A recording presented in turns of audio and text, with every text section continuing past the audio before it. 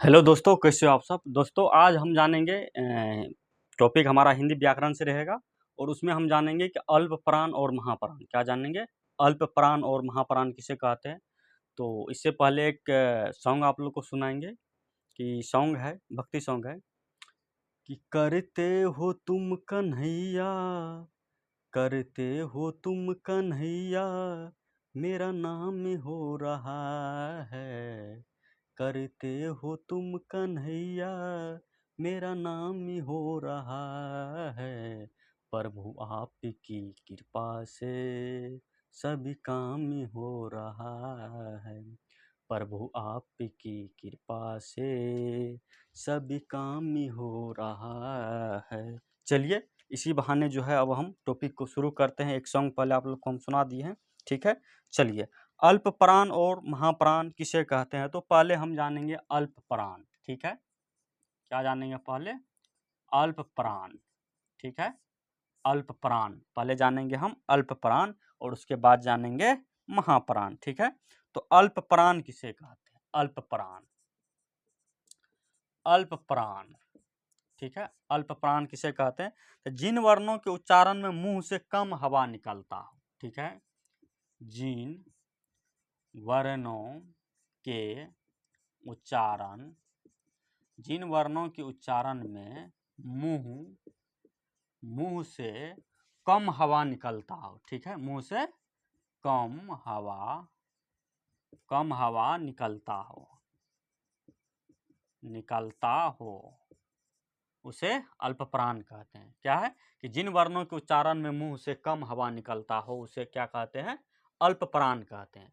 जिन वर्णों के उच्चारण में मुंह से कम हवा निकलता है उसे अल्प प्राण कहते हैं और जिन वर्णों के उच्चारण में मुंह से अधिक हवा निकलता है उसे महाप्राण कहते हैं। तो पहले हम अल्प प्राण जानते हैं, ठीक है। और इससे पहले हम क्या करते हैं, कवर्ग चवर्ग टवर्ग तवर्ग पवर्ग लिख लेते हैं, उसके बाद उसी पे हम आपको समझाएंगे, ठीक है। कवर्ग,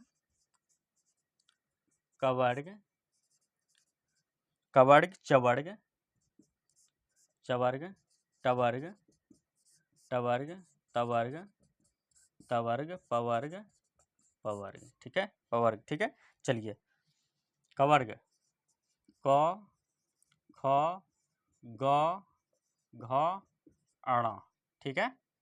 चवर्ग च छ ज झ य, ठीक है। टवर्ग ट ठ ड ढ मूर्धन्य न, ठीक है। तवर्ग त थ द ध न, पवर्ग प फ ब भ म, ठीक है। कवर्ग चवर्ग टवर्ग तवर्ग पहले हम लिख लिए, ठीक है। अब इसमें जानिए कि अल्प प्राण किसे कहते हैं। अल्प प्राण किसे कहते हैं? तो अल्प प्राण किसे कहते हैं? तो पहला तीसरा और पांचवा वर्ण, ठीक है। पहला तीसरा और पांचवा वर्ण यानी कि वर्ग का, यहां लिख देते हैं वर्ग का, चलिए नीचे हम लिख देते हैं वर्ग का पहला तीसरा और पांचवा, पहला तीसरा और पांचवा, पहला तीसरा और पांचवा, 1 2 3 4 5, पहला तीसरा और पांचवा, पहला तीसरा और पांचवा वर्ण, पहला तीसरा और पांचवा वर्ग अल्प प्राण कहलाते हैं, ठीक है। अल्प प्राण कहलाते हैं, यहां ध्यान दीजिए। कवर्ग में देखिए, कवर्ग में क पहला क, तीसरा ग, पांचवा अण, पहला च, तीसरा ज, पांचवा न, पहला ट, तीसरा ड, पांचवा न, पहला त, तीसरा द, पांचवा न, पहला प, तीसरा ब, पांचवा म, ठीक है। तो ये हमारा क्या हो जाएगा? ये अल्प प्राण हो जाएगा। इसको बोलिए मुंह से कम हवा निकलेगा। क ख बोलते हैं तो मुंह से ज्यादा हवा निकलता है। उसके बाद च बोलिए ज बोलिए, य बोलिए तो इससे मुंह से कम हवा निकलता है। वहीं पे छ, ज इस सब में मुंह से ज़्यादा हवा निकलता है, ठीक है। और एक और है अंत अस्त वर्ण भी है इसमें आएगा, अल्प प्राण में अंत अस्त वर्ण भी आएगा, ठीक है। अंत अस्त वर्ण भी आएगा, अंत अस्त वर्ण भी आएगा। इसमें आएगा य, र, ल और व, य, र, ल और व, ठीक है।